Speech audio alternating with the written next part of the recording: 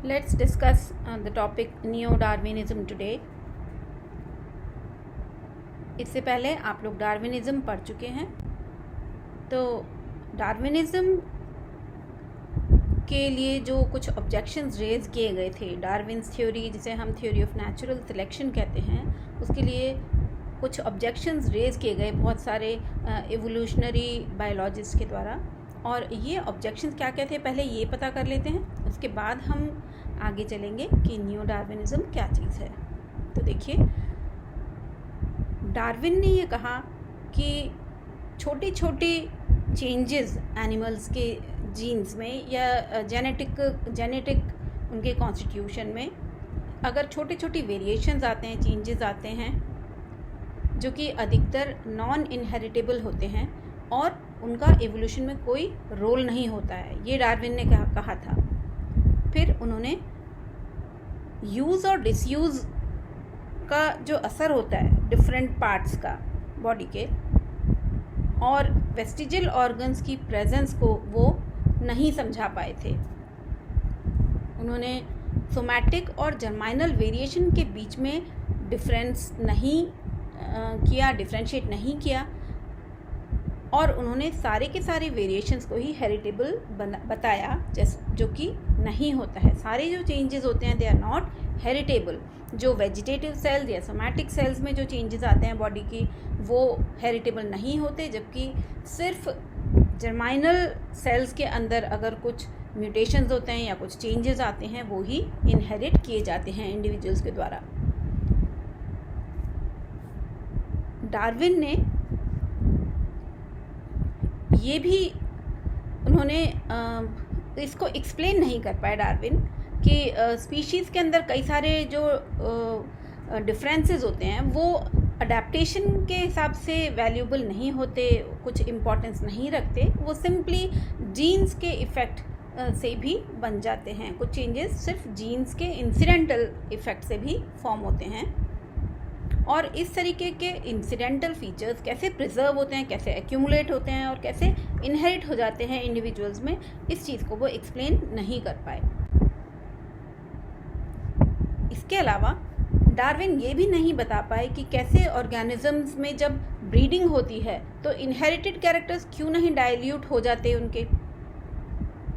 उन्होंने survival of the fittest तो समझाया, लेकिन अराइवल क्यों होता है किसी भी फिट ऑर्गेनिज्म का, इसको एक्सप्लेन नहीं किया। अब नेचुरल सिलेक्शन किसी भी ऑर्गन के बिगिनिंग को, किसी भी ऑर्गन के बनने को एक्सप्लेन नहीं करता है और ये भी नहीं बता पाता कि कोई भी ऑर्गन इनिशियली बना ही क्यों और उसके इनिशियल स्टेज में क्या यूजेस थे। तो इसका मतलब डार्विन किसी भी प्रकार के ओवर स्पेशलाइजेशन को, किसी भी स्ट्रक्चर के, बॉडी के किसी भी स्ट्रक्चर के ओवर स्पेशलाइजेशन को एक्सप्लेन नहीं कर पाए और ये भी नहीं बता पाए कि अगर कोई स्ट्रक्चर का ओवर स्पेशलाइजेशन हो जाता है तो वो उस ओवर स्पेशलाइजेशन को, कैरेक्टर्स को रखने वाले इंडिविजुअल्स के एक्सटिंक्शन में कैसे लीड करता है। जैसे कि एक आयरिश डियर होता है, उसमें एंटलर्स बहुत ज़्यादा, सींग जो होते हैं उनके बहुत ज़्यादा डेवलप हो जाते हैं, और ऐसे ही एक जेफरसन मैमथ है, उसके अंदर भी टस्क, बहुत बड़े बड़े टस्क डेवलप हो जाते हैं। तो वो उनके एक्सटिंक्शन में कैसे उन्होंने लीड किया है, इन पार्ट्स ने, बॉडी के पार्ट्स ने जो सुपर स्पेशलाइज थे या ओवर स्पेशलाइज थे, उन पार्ट्स ने कैसे इन एनिमल्स के एक्सटिंक्शन में रोल प्ले किया, उसको एक्सप्लेन नहीं कर पाए डार्विन। अब डार्विन ये भी नहीं एक्सप्लेन कर पाए कि इंस्टिंक्ट्स कैसे एक्वायर किए जाते हैं या उनका मॉडिफिकेशन किस प्रकार से होता है और उनका नेचुरल सिलेक्शन होता भी है या नहीं होता है। फिर डार्विन ने एक आर्टिफिशियल सिलेक्शन का कंसेप्ट दिया। उन्होंने कहा कि डोमेस्टिक प्लांट्स और एनिमल्स को जो ब्रीडर्स होते हैं, मैंने आपको लास्ट लेक्चर में भी बताया था, जो ब्रीडर्स होते हैं वो आर्टिफिशियल सिलेक्शन के द्वारा नई स्पीशीज़ डेवलप कर लेते हैं, लेकिन इस प्रकार की स्पीशीज़ परमानेंट स्पेसिफिक वेरिएशन के साथ क्यों नहीं होती, क्यों नहीं बनती, हर बार उनको डेवलप क्यों किया जाता है। नेचुरल सिलेक्शन थ्योरी ये भी नहीं बता पाई कि टेरेस्ट्रियल एनिमल्स जितने भी हैं उनका एक्वाटिक फॉर्म से डेवलपमेंट कैसे हुआ, मतलब aquatic form to terrestrial form में चेंज ओवर कैसे हुआ एनिमल्स का।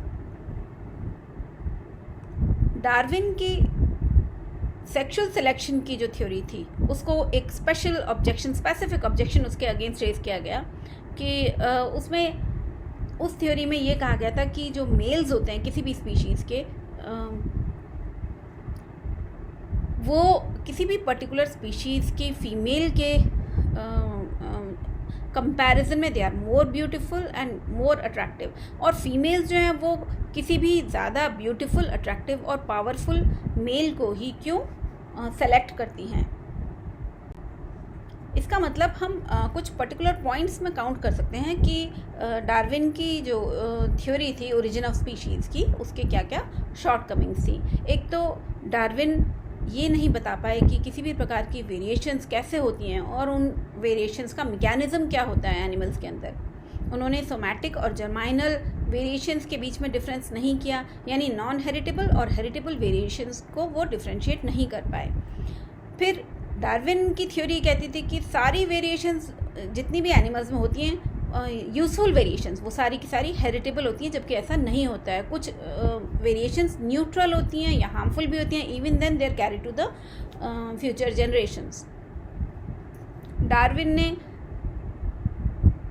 किसी भी प्रकार के स्पीशीज़ के फॉर्मेशन की यूनिट को उन्होंने इंडिविजुअल को उन्होंने यूनिट कंसिडर किया, जबकि पॉपुलेशंस को नहीं किया था इन्होंने। डार्विन को की जो थ्योरी जो बताती है उसे ऐसा लगता है कि डार्विन को जीन्स या जीनोम या फिर जीन पूल के बारे में कोई आइडिया नहीं था उस समय।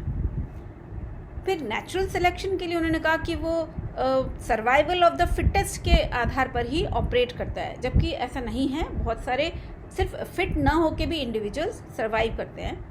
उन्होंने आइसोलेशन जो एक मैकेनिज़्म है, एवोल्यूशनरी मैकेनिज़्म है इम्पॉर्टेंट, उसको वो उन्होंने बिल्कुल भी एक्सप्लेन नहीं किया कि कैसे अगर कोई पर्टिकुलर एनिमल स्पीशीज़ एक पर्टिकुलर जगह पर एक जोग्राफिकल रीजन में आइसोलेट हो गई तो वो किस तरीके से एक नई स्पीशीज़ का निर्माण कर देती है। इस चीज़ को वो नहीं एक्सप्लेन कर पाए, और आइसोलेशन का एवोल्यूशन में क्या रोल होता है इसको भी उन्होंने एक्सप्लेन नहीं किया। फिर जेनेटिक ड्रिफ्ट्स के बारे में डार्विन को कोई आइडिया नहीं था। तो ये सारी शॉर्टकमिंग्स हैं डार्विनिज्म की। और फिर उसके बाद आने वाले कई सारे वर्कर्स ने इन सब ऑब्जेक्शंस को रेज करते हुए इन सब के सल्यूशंस ढूंढे और अल्टीमेटली एक नई थ्योरी डेवलप करी, जिसको हम आज न्यू डार्विनिज्म के नाम से जानते हैं। जूलियन हक्सले नाम के जो वर्कर थे, इवोल्यूशनरी बायोलॉजिस्ट थे, इन्होंने एक किताब लिखी, इवोल्यूशन द मॉडर्न सिंथेसिस। ऐसे ही थियोडोसियस डॉब्ज़ान्स्की थे जिन्होंने डार्विन का कंसेप्ट को स्टडी किया, नेचुरल सिलेक्शन उन्होंने स्टडी किया मेंडेलियन पॉपुलेशंस में, और इस तरीके से उन्होंने एक किताब लिखी उसके बाद, इन सबको पढ़ने के बाद, जिसका नाम था genetics and origin of species. और इन्होंने ड्रोसोफिला पॉपुलेशन के अंदर क्रोमोसोमल स्टडीज़ को इन्होंने प्रेजेंट किया और इनमें आपस में क्या इंटर रिलेशन होता है डिफरेंट स्पीशीज़ में ड्रोसोफिला की, वो भी एक्सप्लेन किया। ऐसे ही एक E.B. बॉबकॉक नाम के बायोलॉजिस्ट थे जिन्होंने नियो डार्विनियन थ्योरी को बॉटनिकल सपोर्ट दिया। मींस प्लांट जीनस, एक प्लांट जीनस था जिसका नाम था क्रेपिस, उस पर इन्होंने स्टडी करी और फिर डार्विनियन की जो नियो डार्विनियन थ्योरी थी उसको सपोर्ट किया। स्टेबिन्स नाम के वर्कर थे, उन्होंने variation and evolution in plants नाम की एक किताब लिख डाली डिफरेंट प्लांट्स पर स्टडी करते हुए, और ये नियो डार्विनियन या नियो डार्विनिज्म को सपोर्ट करने वाले इसके अंदर प्रूफ्स थे। अगेन रेंश नाम के एक वर्कर थे जिन्होंने 1960 में इन्होंने माइक्रो इवोल्यूशन की फिनोमिना क्या होती है, किस प्रकार से होती है, इसको एक्सप्लेन किया।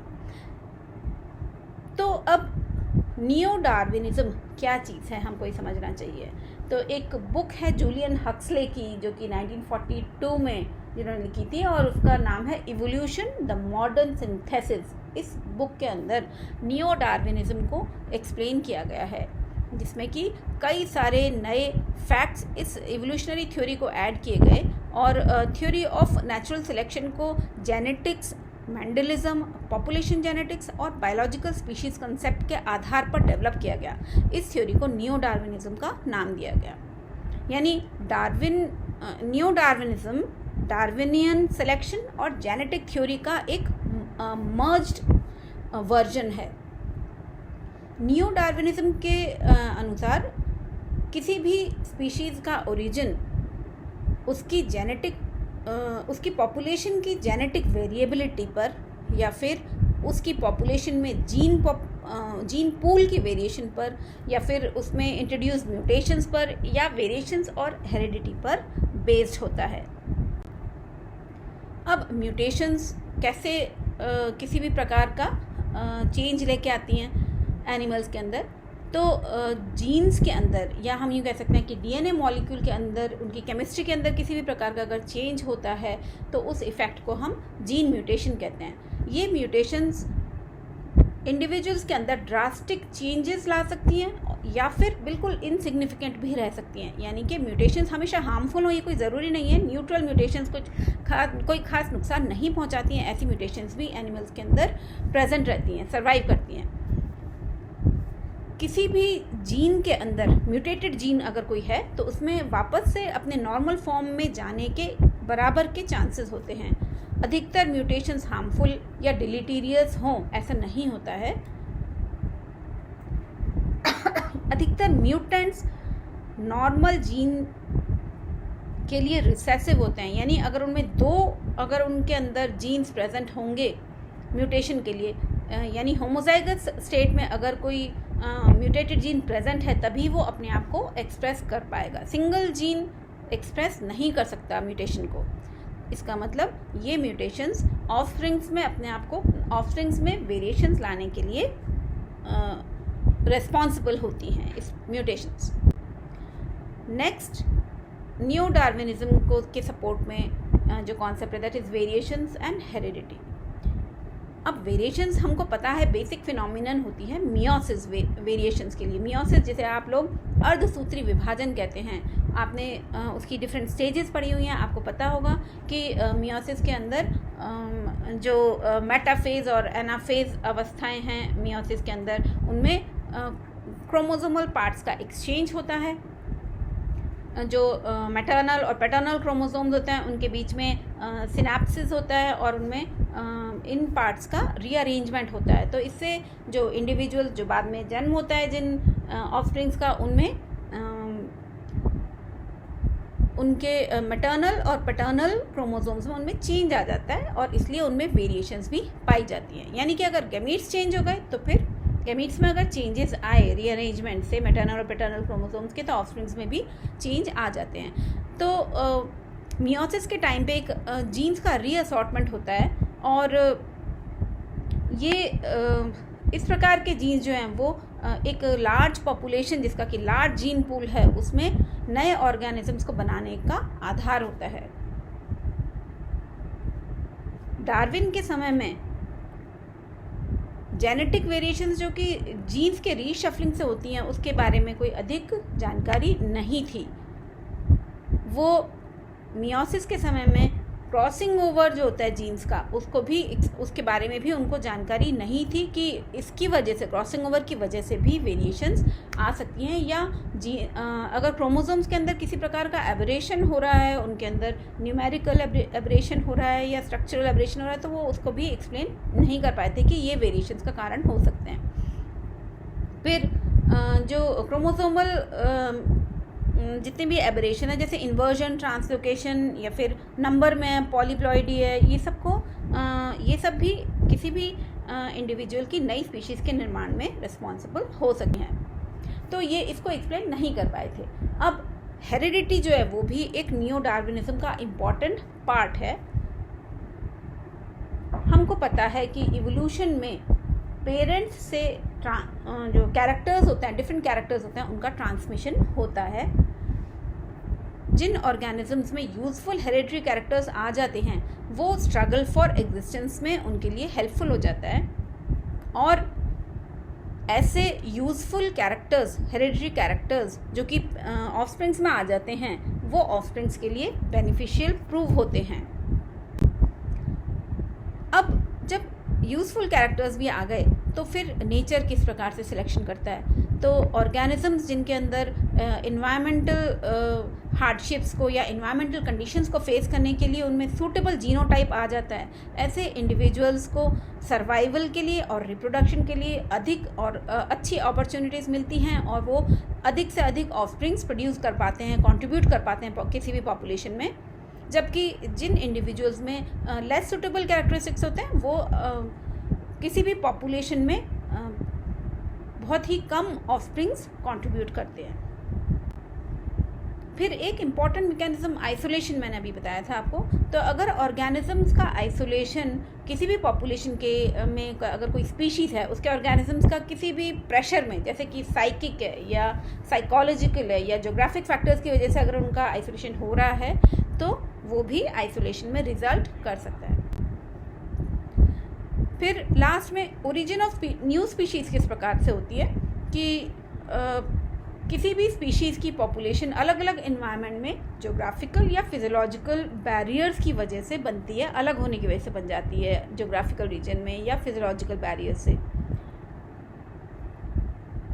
ये जेनेटिक डिफरेंसेस जो होते हैं वो एक्यूमुलेट कर लिए जाते हैं, इकट्ठे हो जाते हैं।